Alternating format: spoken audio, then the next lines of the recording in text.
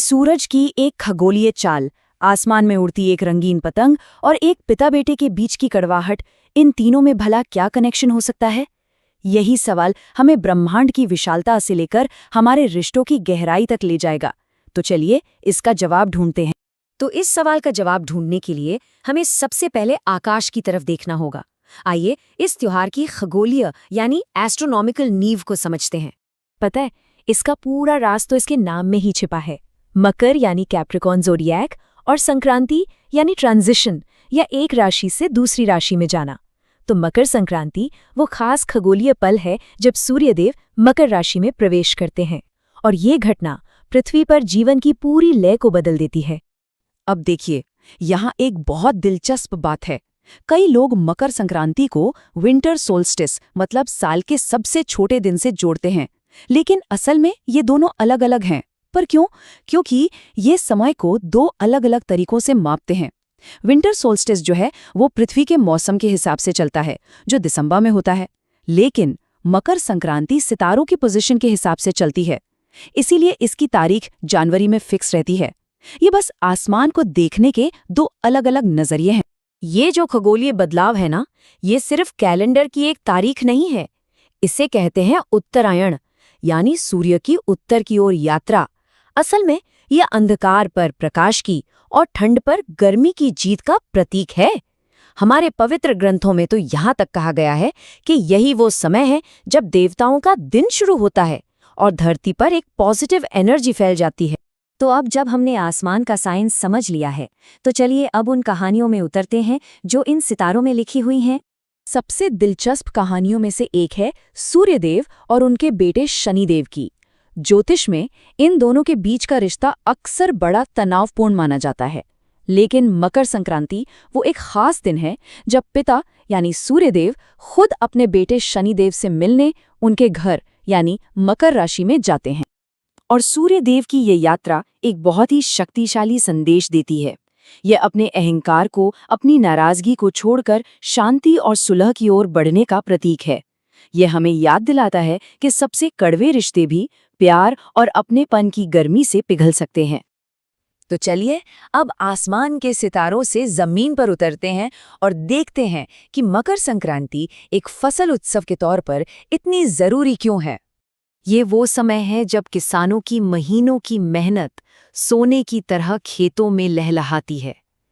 ये सिर्फ फसल काटने का मौका नहीं है, बल्कि प्रकृति को, हमारी धरती माँ को और जीवन देने वाले सूरज को धन्यवाद कहने का, उनके प्रति आभार जताने का समय है।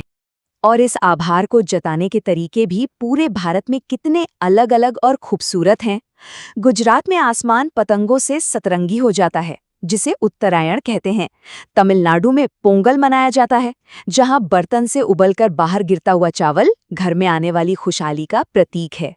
पंजाब में लोहड़ी के अलाव की गर्मी रिश्तों में मिठास घोलती है। यही विविधता तो इस त्योहार की असली खूबसूरती है।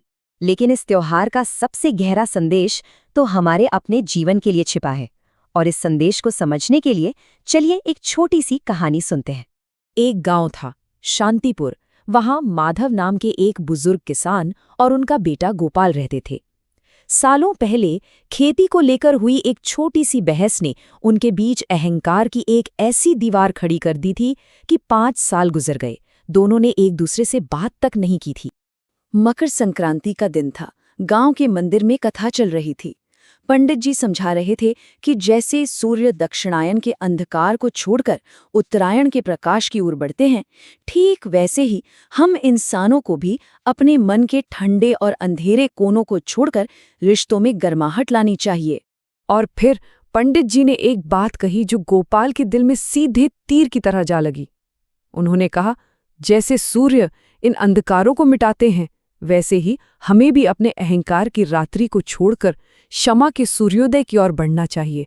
बस उस एक पल में गोपाल को अपनी गलती का बोझ महसूस होने लगा। कथा खत्म होते ही गोपाल सीधा अपने पिता की ओर दौड़ा और उनके पैरों पर गिर पड़ा। सालों का दर्द, गुस्सा, अहंकार सब कुछ आंसुओं में बह गया। माधव ने अपने बेटे को उठाया और कसकर गले लगा लिया। उस दिन उस आंगन में 2 दिलों का उत्तरायण हुआ था। महाराष्ट्र में इस दिन एक बहुत ही प्यारी परंपरा है। लोग एक दूसरे को तिल और गुड़ देते हुए कहते हैं, तिल गुड़ घ्या, गोड़ गोड़ बोला। मतलब ये तिल गुड़ लो और मीठा मीठा बोलो।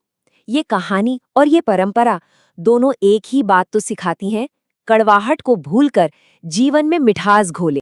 तो हमने देखा कि कैसे ये एक ही त्योहार खगोलीय, सांस्कृतिक और व्यक्तिगत यानी पर्सनल लेवल पे गूंजता है। चलिए अब इन सभी धागों को एक साथ जोड़ते हैं।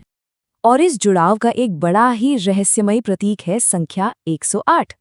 माना जाता है कि हमारी पृथ्वी से सूर्य की जो दूरी है वो सूर्य के डायमीटर का लगभग 108 गुना है। यही नहीं, ये संख्या हमारे शरीर के ऊर्जा चक्रों से भी जुड़ी है। ये एक तरह की कॉस्मिक ज्योमेट्री है जो हमें याद दिलाती है कि हम इंसान और ये ब्रह्मांड एक ही लय में बंधे हैं।